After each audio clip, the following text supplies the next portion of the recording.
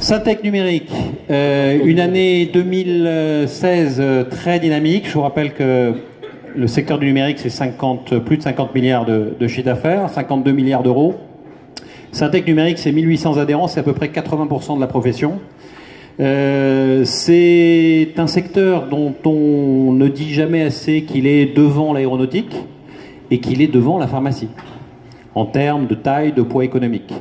C'est 350 nouveaux adhérents, ce qui, au-delà de l'excellent travail qui a été fait par l'ensemble des équipes de Syntec numérique pour fédérer, c'est aussi une démonstration de la vivacité et de la tonicité du secteur. Hein, donc ça, c'est important. Et puis c'est un taux de fidélisation de 98%. Donc ça veut dire que quand vous êtes à Syntec numérique, vous y trouvez ce que vous venez y chercher. Et j'y reviendrai tout à l'heure parce que ce que je dis là est très important, notamment pour les petites et moyennes entreprises qui ont besoin de support, qui ont besoin d'aide, qui ont besoin de comprendre la réglementation. Voire, j'entendais tout à l'heure votre avocat qui était très très interactif et que je trouvais très très intéressant sur tous les sujets de médiation ou pas, mais pour lesquels évidemment seul vous êtes un peu plus en difficulté que lorsque c'est la profession qui vous représente, de manière anonymisée ou pas. Hein, et sachez qu'on a traité des cas lourds, de situations lourdes, bloquées, et qui se sont débloquées et qui en plus sont pérennes. C'est-à-dire que les relations sont devenues même très bonnes, c'est-à-dire qu'on nous consulte en amont avant de modifier un certain nombre de choses. Alors, un secteur qui est resté extrêmement dynamique en 2016, avec, pour la 6e année, créateur d'emplois, 12 000 emplois créés dans la profession, net, en 2016, 40 000 emplois bruts. On est le premier employeur de cadres, hein, vous le savez, et donc on a un marqueur sur ces sujets-là qui est très fort. Comme l'a dit Olivier tout à l'heure, on est le premier employeur, on emploie beaucoup de jeunes et de jeunes diplômés, on n'en a d'ailleurs pas assez, on s'en ouvre très souvent avec les autorités nationales ou locales, on a beaucoup de partenariats et notamment au travers de Pascaline pour développer les relations avec les écoles, etc. Ceci étant, nous n'avons pas assez de femmes dans notre profession et cette assemblée le démontre bien, messieurs.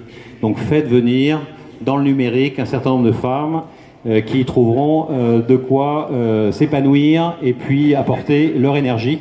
Je vous rappelle que c'est 50% de l'intelligence, on ne va pas s'en priver quand même. Hein. Je dis ça pour vous, mesdames. Hein. Bien, alors, 2016, la bonne nouvelle, c'est qu'on avait annoncé 2,6% de croissance au global et qu'on révise à 2,8% sur le secteur. Alors, ce 2,8%, bon, vous savez, c'est une moyenne. Hein. Les ESN pèsent de l'ordre de 60%, donc conseil et services, qu'on appelle ESN, entreprise de services numériques. Vous savez qu'on ne dit plus SS2I, hein, plus jamais. Entreprise de services numériques. Ce qui porte la croissance, en tous les cas la révision de la croissance, c'est le conseil en technologie, qui a très très bien fonctionné en 2016, et donc qui nous permet de rehausser cette croissance. Croissance très dynamique au premier semestre. On a eu un premier semestre qui était très fort. Le deuxième semestre s'annonce bien, même si certains voient quelques signaux, non pas de fléchissement, mais de délai de décision qui s'allonge. Il est trop tôt pour dire que c'est une tendance. On observe que certaines décisions... Bon, évidemment, il y a le Brexit, il y a les élections américaines, qui n'impactent pas directement le marché français, mais qui peuvent avoir des effets collatéraux. Bon, mais il est tôt pour dire que ça va jouer dans un sens négatif. En tous les cas, nous ne le voyons pas. Dans la plaque mondiale, l'Europe est toujours légèrement en retrait. Le monde tourne à 4,6% de croissance, l'Europe de 8%. Bon, vous savez, c'est toujours le sujet de retard d'investissement dans l'IT, IT comme vecteur de transformation, vecteur d'accélération, même si nos politiques, et j'apprécie beaucoup que Monsieur le maire d'Aubagne soit venu, que Daniel soit venu, nos politiques aujourd'hui se sont emparés du sujet. Hein. Entre 2012, où on a fait la campagne présidentielle et on était reçu poliment par les équipes présidentielles, dire qu'est-ce qui nous raconte cela, 2016, on n'en est plus là. 2016, on a une véritable adhérence sur les sujets, une prise de conscience, que ce soit d'ailleurs dans la sphère publique ou la sphère privée, et que ce soit également au niveau des hommes politiques, locaux ou nationaux. Les indicateurs d'activité sont très bons dans tous les domaines, hein, quel que soit le secteur dans lequel vous opérez, les indicateurs sont bons. Ne considérez pas que le fléchissement indique une baisse. En fait, il faut savoir que quand... Ah bah voilà, j'ai éteint, c'est bien joué. J'avais dit qu'il ne fallait pas que je touche... Non, quand vous voyez cette courbe-là, c'est simplement parce qu'il y a un effet de base. En fait, depuis 3 semestres, on est en croissance forte. Donc évidemment, tout le monde voit de la croissance. Est-ce que ça va croître encore plus que ça a cru? Pas forcément, mais on reste sur une dynamique positive. Donc c'est plutôt l'effet de base qui donne un léger infléchissement qu'un problème de visibilité sur la croissance. Donc tous les indicateurs sont positifs. Qu'est-ce qui supporte cette transformation et cette accélération? C'est tous les sujets essentiellement de transformation numérique autour de la sécurité, du CRM, etc. Et donc il y a beaucoup d'investissements où ce ne sont pas uniquement des investissements IT, mais ce sont des investissements également pour le métier. Vous avez toute la consolidation des infrastructures, mais pas que. Il y a beaucoup de mutations dans les infrastructures, à la fois par l'automatisation, à la fois par l'effet cloud, qui modifie également les perspectives d'investissement et qui en déplace. Et puis un certain nombre d'initiatives portées par les métiers, mais je vais y revenir tout à l'heure. 2017, donc nous calons à 3% de croissance.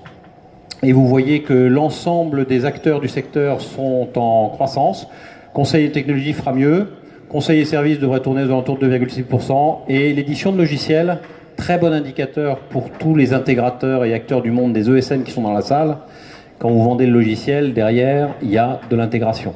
Donc, vous voyez que le monde du logiciel est très bien orienté pour 2017, que ce soit d'ailleurs les grands acteurs ou les petits. Je vais rentrer un peu plus en détail, mais je ne vais pas vous détailler tous ces sujets. Là, vous avez la croissance du conseil et services. Qu'est-ce qu'il faut retenir de ce slide? 3 choses. La première, le conseil. Le conseil va tourner à plus de 4%. Là aussi, très bon indicateur avancé de ce que va être l'année. Quand le conseil tire l'ensemble de la profession. S'il y a du conseil, il y a de la réflexion stratégique, il y a de la MOA, il y a donc derrière de l'intégration et du développement de projet. Donc le conseil est très fortement orienté. Deuxième petite remarque, c'est la formation. Vous voyez que le budget formation va doubler. Et ça, c'est ce que je vous ai dit tout à l'heure. C'est tout l'investissement que nous faisons, que vous faites sur les nouvelles technologies. DevOps, mais pas que. Hein, tout ce qui concerne l'univers des SMAC, tout ce qui concerne, je dirais, les nouveaux usages. Et donc là, on a une orientation assez forte sur la prise en compte de ces nouveaux besoins. Et puis l'infogérance. Alors l'infogérance applicative reste bien orientée, c'est celle qui est à gauche, hein, plus 3%. L'infogérance d'infrastructure. L'infogérance d'infrastructure, c'est pas qu'elle va mal, ça reste un pilier important de l'activité. Elle est annoncée à 0,3%, on va dire qu'elle va tourner dans la zone des zéros. Alors pourquoi? Parce que on a un phénomène sur l'infrastructure des grands systèmes, qui lui est plutôt en tendance négative. On va dire moins 2%, hein, mais pourcentage, je veux rien dire, mais tendanciel négatif. Et puis on a tous les systèmes distribués qui sont plutôt à plus 2%. Donc ça donne le 0% moyenne. Mais en fait, il y a un autre élément qui vient percuter ça, c'est le cloud. C'est-à-dire qu'un certain nombre de solutions aujourd'hui qui nécessitaient des infrastructures privées, mutualisées, consolidées, etc., aujourd'hui peuvent partir dans le cloud. Et donc là, il y a un élément de rupture. Il y a un élément de rupture, donc je le signale. C'est quelque chose qu'il faut intégrer dans vos plans stratégiques et dans vos démarches, parce que là on voit une mutation.